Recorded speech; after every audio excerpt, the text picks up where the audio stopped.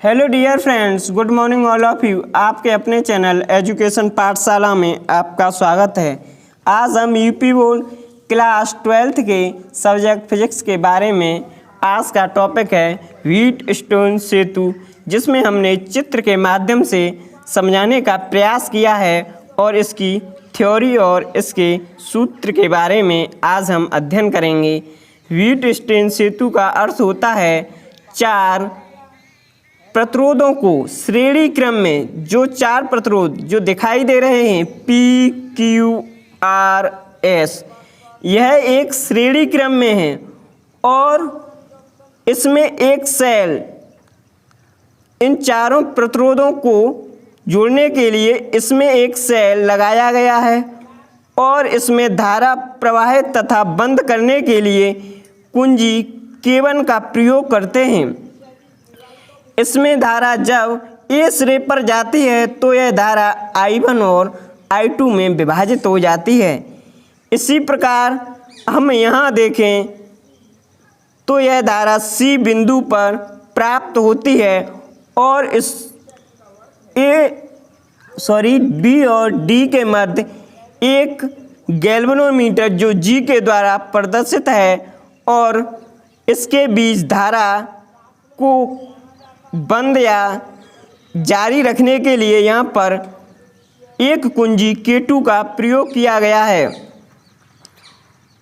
और इस बने पूरे प्रपथ को हम व्हीट स्टोन सेतु के नाम से जानते हैं। अब हम आगे बढ़ेंगे जिसमें लिखा है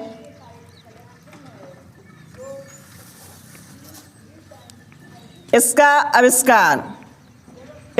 आविष्कार व्हीट स्टोन ने किया था, उन्हीं के नाम पर इसे व्हीट स्टोन सेतु कहते हैं।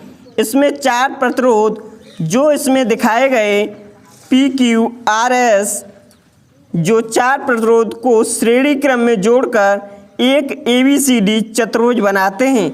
जो हमने एक ABCD एक चतुर्भुज की स्थापना की और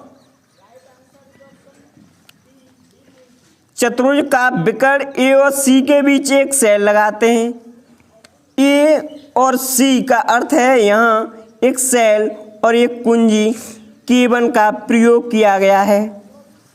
विकर्ण B और D के बीच एक धारामापी G और प्लग कुंजी K2 को लगाते हैं, जहाँ गैल्वेनोमीटर धारामापी और एक कुंजी K2 का प्रयोग किया गया है। अब हम आगे देखेंगे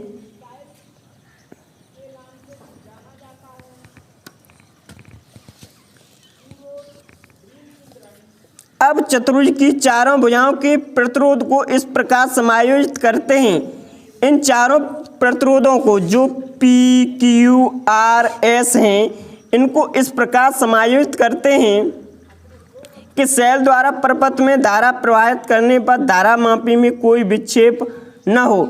जो हमारा गैल्वेनोमीटर लगा है, इसका अर्थ है धारामापी में न तो कभी उतार हो न चढ़ाव हो। इस प्रकार हम इसे समायोजित करते हैं, न धारा का मान कभी बढ़े और न ही कम हो। इस प्रकार हम इस व्हीट स्टोन सेतु को समायोजित करते हैं। धारा में कोई विक्षेप न हो, इस स्थिति में सेतु को संतुलन कहा जाता है। अगर इस प्रकार की हमें परिस्थिति या कंडीशन प्राप्त होती है तो इस प्रकार हम कह सकते हैं यह संतुलन की स्थिति में, अर्थात व्हीट स्टोन सेतु संतुलन की स्थिति में है। अगर इस प्रकार व्हीट स्टोन सेतु संतुलन में है तो हम कह सकते हैं इसका सूत्र P/Q बराबर R/S होता है। अब हम इस सूत्र की स्थापना के लिए आगे निम्न पदों को देखें। जो निम्न पद इस प्रकार हैं, क्योंकि प्रत्येक बात इस चित्र के माध्यम से लिखी गई है, इसलिए हमें इस चित्र को ध्यान में रखते हुए आगे बढ़ना है। अब हम देखते हैं, इसमें लिखा है जब प्लग कुंजी K1 को दबाते हैं, अर्थात इस K1 को दबाते हैं अर्थात जोड़ते हैं, तो सेल से धारा I प्रवाहित होती है। इसका अर्थ है जब इस कुंजी K1 को दबाते हैं तो इस पूरे परपथ में विद्युत प्रवाहित होने लगती है। सेल से धारा I प्रवाहित होती है जो बिंदु I1 भुजा AB में तथा धारा I2 भुजा AD में प्रवाहित होती है, जिसमें कहा गया है भुजा AB में I1 और भुजा AD में जो भुजा AD A से D तक की दूरी, इसमें धारा I2 प्रवाहित होती है। जब प्रतिरोध PQRS को इस प्रकार समायोजित करते हैं, प्लग कुंजी को दबाने पर धारा मापी G में कोई विक्षेप ना हो। पहले ही कहा गया कि जब कोई अगर विक्षेप यहाँ उत्पन्न होता है गैल्वेनोमीटर में अर्थात विभव मापी में, तो हम कह सकते हैं व्हीटस्टोन सेतु संतुलन में नहीं है।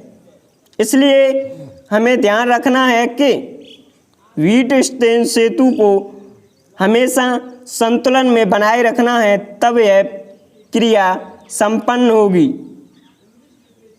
इस स्थिति में विकर्ण BD में कोई धारा प्रवाहित नहीं होगी। जो B और D के द्वारा जो बिंदु दर्शाए गए हैं, यहाँ पर कोई धारा प्रवाहित नहीं होती है। इसमें कहा गया है अतः भुजा BC में वही धारा I1 बहेगी।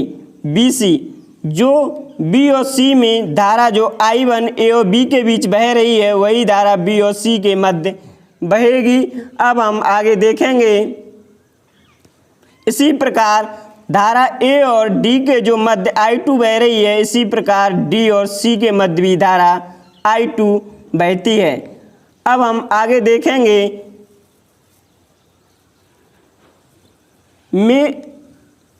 अतः भुजा BC में वही धारा I1 बहेगी जो भुजा AB में बह रही है तथा भुजा DC में वही धारा I2 बह रही है। अब हम इसी प्रकार आगे और देखें।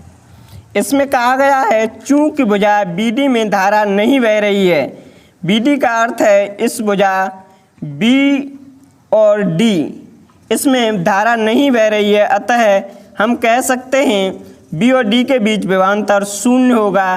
तब बंद पास का अर्थ है इसमें AB और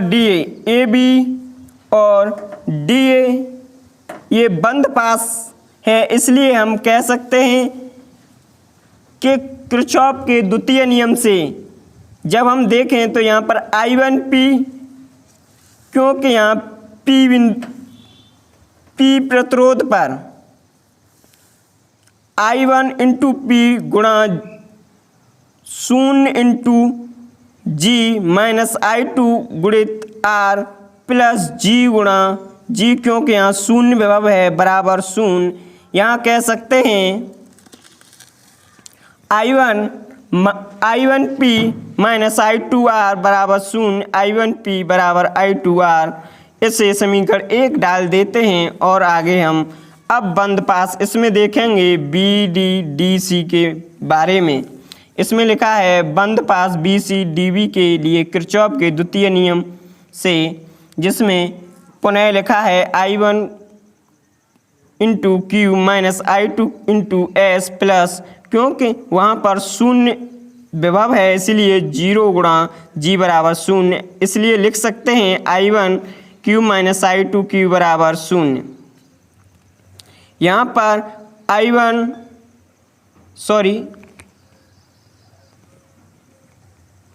यहाँ पर थोड़ी मिस्टेक है, इसलिए शुद्ध कर लेते हैं।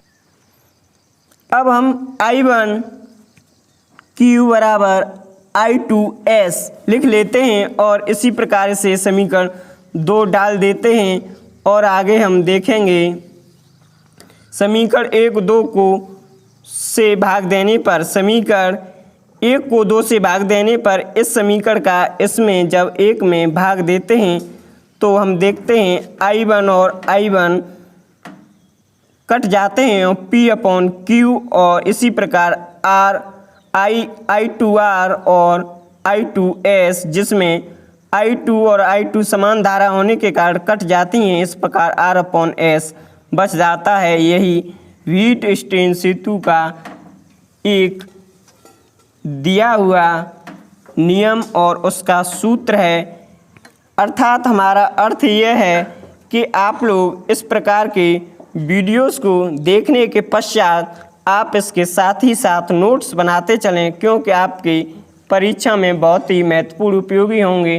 क्योंकि परीक्षा के दौरान हमें सबसे मोस्ट और सबसे जल्दी रिवीजन के लिए इस प्रकार के नोट्सों की आवश्यकता होती है।